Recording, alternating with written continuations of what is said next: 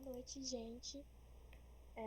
Nós vamos apresentar o seminário sobre educação no governo FHC e eu vou começar falando um pouquinho sobre quem foi o FHC, né? Fernando Henrique Cardoso. Bom, o FHC é um sociólogo, professor e político brasileiro. Ele nasceu em 18 de junho de 1931, no Rio de Janeiro, graduou-se em Ciências Sociais em 1952 e seguiu a carreira acadêmica. Ele ingressou na política em 1970 e foi ministro da Fazenda responsável pelo Plano Real.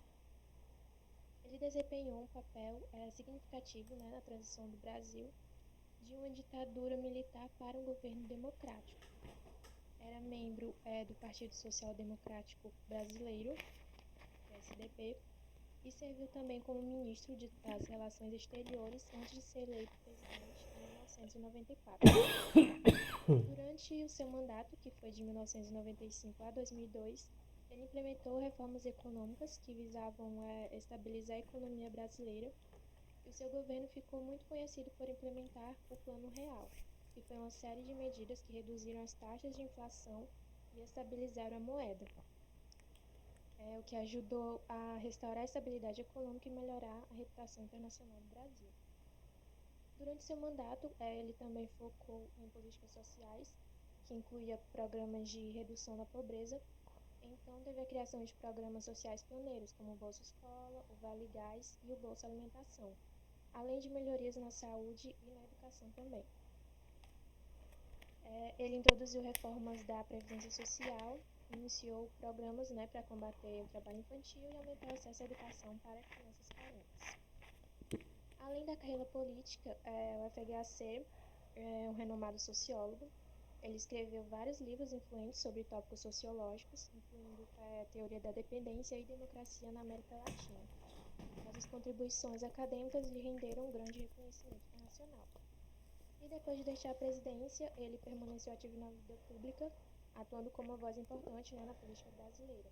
E embora ele não ocupe mais um cargo eletivo, a sua influência e experiência continuam a moldar o discurso político no país. Dando continuidade, pessoal? Vamos voltar aqui um pouquinho no tempo e falar sobre a Constituição de 88, certo? A Constituição de 1988, que ficou conhecida como a Constituição Cidadã. Por que ela ficou conhecida assim? Porque ela teve a representatividade de vários grupos da sociedade civil, como a gente pode ver aí na foto, os indígenas, também teve os grupos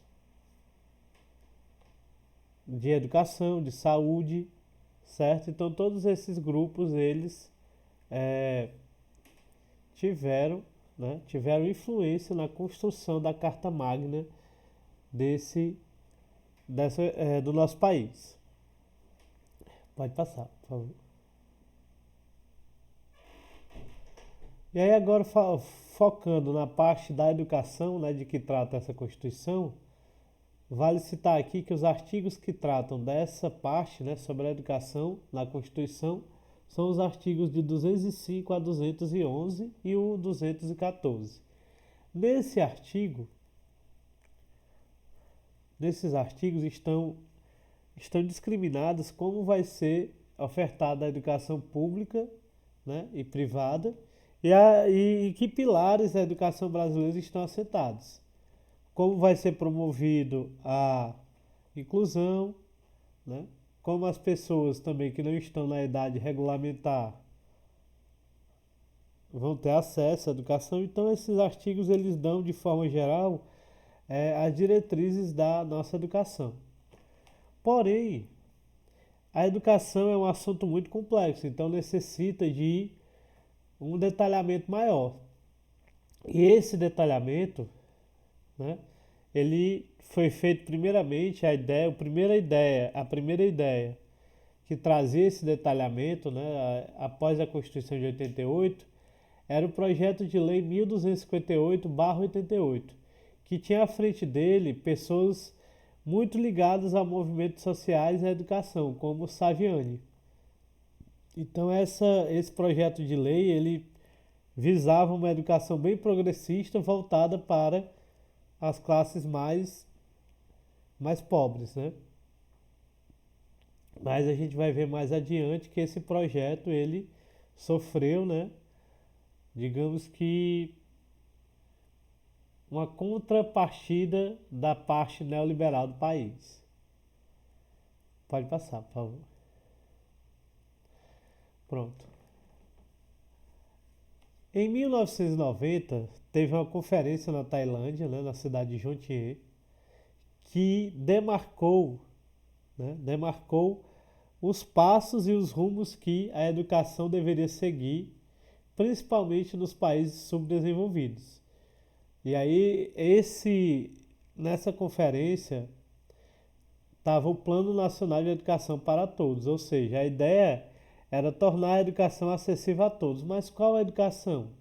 Prioritariamente o ensino fundamental, nos países subdesenvolvidos. Né? Então, no Brasil foi criado esse plano decenal, né? Que depois a gente vai ver que aqui no Brasil ele passou a ser chamado de PNE, né? Plano Nacional de Educação. Nessa conferência de Jomtien, a gente nota que a educação começa a tomar um aspecto mais mercadológico, né? Tendo uma característica mais neoliberal, aonde a educação passou a ser pragmática, né? E utilitária, servir apenas para os interesses do mercado. Pode passar, por favor.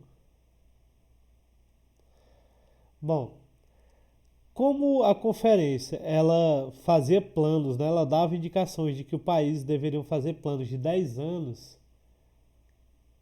o Brasil também estava nesse meio. Mas como é que vai fazer um plano de 10 anos sem ter uma base sólida econômica? Não tem como promover um projeto educacional se você não tem dinheiro para investir.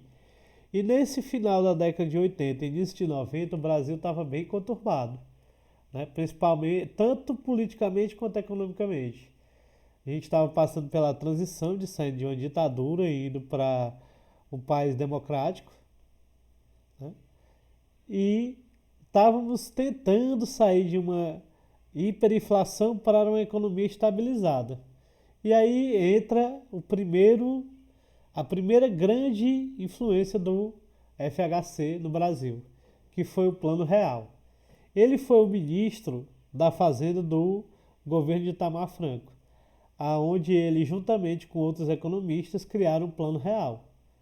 Com o Plano Real, né, que foi criado lá pelo finalzinho de 93, né, começando com o RV e chegando realmente ao real, o Brasil conseguiu a sua estabilidade econômica, onde ele conseguiu estabilizar as contas públicas, reduzir gastos, né, aumentou a arrecadação por meio das privatizações. Claro que é um meio bem controverso, né, de aumentar o dinheiro dos cofres públicos, mas foi isso daí. Então essa foi a primeira grande influência e o primeiro grande passo para que o Brasil pudesse melhorar sua educação, né, ter transformações na sua educação. O Plano Real. Pode passar. Bom, o Fernando Henrique ele assumiu o governo, né, em 95.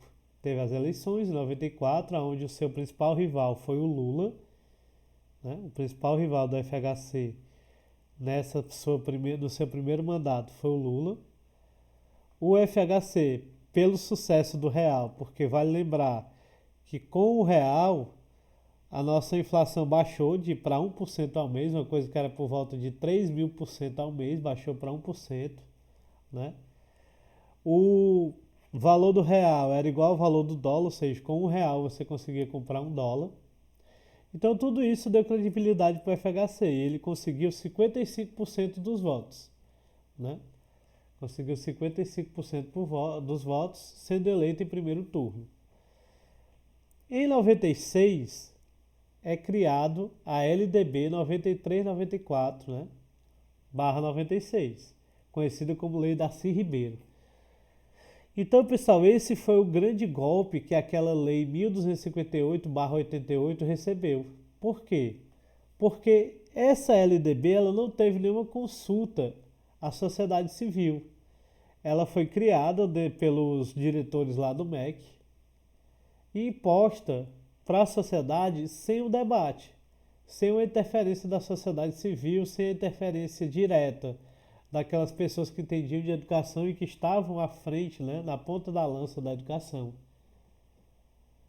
Mas isso não quer dizer que ela tenha sido totalmente ruim. Não, essa LDB ela trouxe bastante avanço. Essa LDB trouxe bastante avanço. Primeiro, que garante a educação como processo de formação humana, ou seja, o ser humano tem que passar pelo processo educativo. No artigo 2º ela diz que a educação é dever da família e do Estado, ou seja, é um direito obrigatório que o Estado tem que garantir com o apoio da família. E traz também os princípios, né, de igualdade, acesso e permanência. Liberdade, pluralismo de ideias, gratuidade do ensino, gestão democrática, valorização do profissional e padrão de qualidade. Tudo isso é importante porque, né, com a igualdade quer dizer que todo mundo passou a ter acesso. Né? Tanto os pobres quanto os ricos poderiam ter acesso à educação pública. O que a gente sabe que antigamente era complicado, porque mesmo a educação pública era da elite, né? Só a elite tinha acesso. E aí devagarzinho o Brasil foi dando passos em direção, né? Primeiro foi o acesso, que a gente sabe que antes, né, na década lá de 1980, 1970, o acesso era muito restrito, não era todo mundo que tinha acesso. Então, primeiramente, esse foi o primeiro passo do governo FHC, resolver a questão do acesso. E a LDB ajudou a garantir esse acesso. Depois vem a permanência, que a gente vai falar um pouquinho mais na frente o que garantiu essa permanência. A gestão democrática. A gestão democrática conseguiu diminuir esse clientelismo, né? Onde antes o gestor, o diretor era uma indicação política. Por meio da gestão democrática, as escolas passaram a ter o direito de fazer o seu projeto político-pedagógico, onde ela poderia colocar nesse projeto a sua pedagogia, né? A pedagogia que a escola queria seguir, e com isso atender às necessidades da comunidade onde a escola está inserida. Então a gestão democrática deu espaço. Outro ponto importante da LDB é essa valorização do profissional, porque antes era fácil você encontrar um professor leigo, né? Ou seja, um professor que não tinha uma formação adequada. Então, com a LDB, o professor passou a ter a necessidade de ter a formação para exercer o seu ofício. E além disso, ter um piso, né? ter um dinheiro garantido. Claro que a gente sabe que esse piso demorou a entrar em vigor, mas ele já estava lá na LDB. Certo? Ou seja, mesmo ela sendo uma LDB, né? Sendo uma lei de diretrizes e bases da educação, com projetos neoliberais, né, com ideias neoliberais inseridas dentro dela, não tão progressistas como era o projeto de lei 1258, a gente pode ver que essa lei trouxe bastante avanços e mudanças para a educação. Pode passar, por favor. Bom, Fundef. Então, pessoal, para poder ter tudo isso, né, ter a valorização do profissional, ter a gestão democrática, que outro ponto importante que a gente tem que lembrar da gestão democrática é o PDDE, né, que é o Projeto Dinheiro Direto na Escola. Como é que a escola ia ter dinheiro se não tinha um fundo para captar e distribuir esse dinheiro para as escolas? Então foi aí que o governo FHC criou o Fundef, o Fundo de Desenvolvimento do Ensino Fundamental e de Valorização do Magistério. Com isso, com esse Fundef foi possível, né, garantir o dinheiro na escola, dinheiro para o ensino fundamental, para a merenda escolar, porque já existia um projeto que era o PENAE, né, que destinava a merenda escolar, que foi criado lá na década de 50, mas faltava dinheiro. Então o Fundef ajudou com esse dinheiro, né, para para merenda na escola. E o que essa merenda na escola ajuda? Ajuda na permanência, né? E também esse dinheiro ajuda no que? Além da permanência? Ajuda na valorização do profissional, que vai ter o seu dinheiro garantido, né? Vai ter um dinheiro destinado ao pagamento desses profissionais. Mas para poder ter uma melhor gestão desse dinheiro, o Fundef também trouxe a descentralização da educação. Como assim? O ensino fundamental passou a ser responsabilidade dos municípios, o ensino médio dos estados e o ensino superior do governo federal. Então, aqui, além de ser um ponto bem contraditório, né? Porque essa descentralização, algumas pessoas defendem que é uma ideia neoliberal, porque vai tirando a responsabilidade do governo sobre essa execução dos atos, né? Sobre a execução das ações da educação nos municípios e nos estados. Tá? Mas a justificativa, né, que o governo FHC trouxe para essa descentralização foi que fica mais fácil é, você conseguir implementar as ações quando o dinheiro está na mão de quem está mais perto da população. Porque, querendo ou não, o governo federal é meio distante da população, já que o Brasil é um país muito grande. Então fica mais fácil quando tem dinheiro na mão dos prefeitos e dos governadores, para que assim eles possam implementar as ações. Mas lembrando que essas ações, né, essas ações elas também podem partir do MEC, ou seja, do governo federal. Na verdade, a maioria das ações são oriundas do MEC, né? Ou seja, o governo federal tem a ideia e os governos estaduais e municipais implementam essas ações, essas ideias tomadas pelo MEC. Então a gente vê aqui que o Fundef foi um grande passo para essa melhoria da educação no Brasil. Porque para poder ter uma melhoria na educação é preciso ter recursos, ou seja, ter dinheiro. Pode passar, por favor. Outro projeto do governo FHC que ajudou na permanência, né, apesar de já ter sido implementado praticamente no final da sua, da sua gestão, lá em 2001, já que a sua gestão finalizou em 2002, foi o Bolsa Escola. Esse programa, Bolsa Escola, ele era um programa de transferência de renda para as famílias pobres, né, cuja renda era inferior a R$ 90 por pessoa, ou seja, cada pessoa da família não podia ganhar mais que R$ 90, né? Tinha que ganhar menos de R$ 90. E a frequência das crianças na escola, na sala de aula, tinha que ser de no mínimo 85%. Logo, esse programa, Bolsa Escola, né, ele ajudou na permanência. Por isso que no governo FHC teve tanto avanço no ensino fundamental. Mas isso não é por acaso, porque a conferência, né, a gente não pode esquecer lá da conferência de Juntier, ela definia que os países deveriam dar prioridade ao ensino fundamental, certo? O ensino fundamental. E aí é onde surge uma grande contradição no governo FHC. Né? Por quê? Porque nesse governo FHC houve um sucateamento da universidade pública. Porque outro ponto também importante a destacar é que esse governo foi responsável por muitas privatizações. E uma das ideias dele era a privatização dessa educação superior.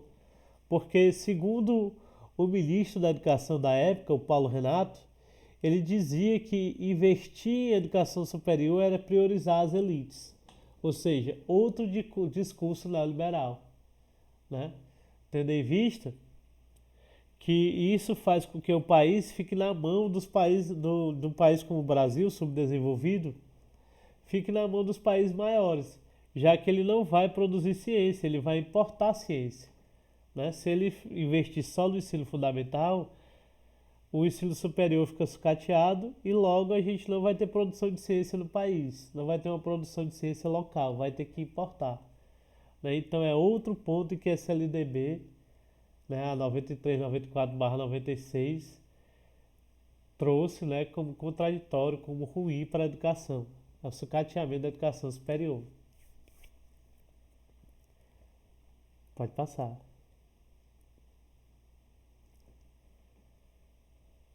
Bom, gente, durante o que foi falado até aqui, nós podemos ver que durante a reforma educacional, né, no governo FHC, houve uma intensa disputa entre dois projetos educacionais de naturezas opostas e conflitantes, representando um embate, né, de ideias e princípios sobre a concepção do ser humano, educação e sociedade.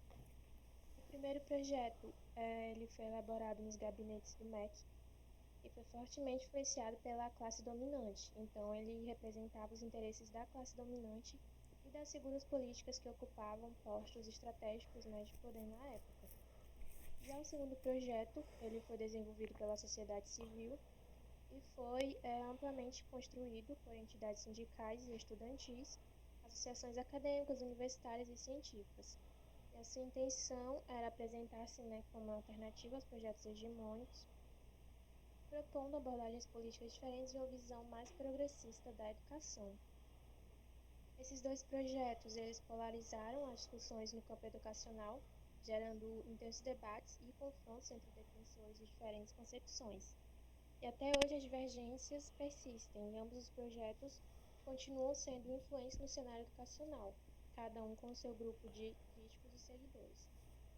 Essa proposta de reforma estava alinhada às mudanças ocorridas no mundo todo e buscava adaptar a educação à nova orientação, de acordo com as exigências de organismos internacionais.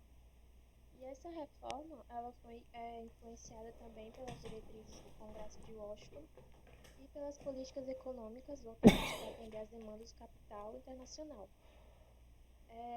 No entanto, essa abordagem também neoliberal, né, da reforma trouxe consequências negativas para o país.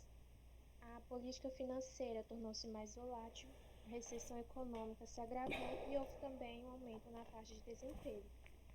Houveram diversos apontamentos sobre essas contradições entre os objetivos divulgados e os objetivos reais, né, por trás dessa reforma educacional, e entre os mitos, né, da igualdade de oportunidades e da erradicação da pobreza por meio da educação. Então, essas contradições teriam contribuído para confirmar a clara concepção neoliberal da reforma. Então, isso tudo nos mostra como a educação ela pode ser um campo de luta pelo poder e também pela definição de valores e ideologias. Essas são as nossas referências. E é isso, gente. Esse foi o nosso seminário. Eu queria agradecer a todos que assistiram até aqui. E esperamos que a gente tenha conseguido explicar de uma forma clara e trazer contribuições para o aprendizado e estudo desse tema, né? Então, muito obrigada a todos e boas férias.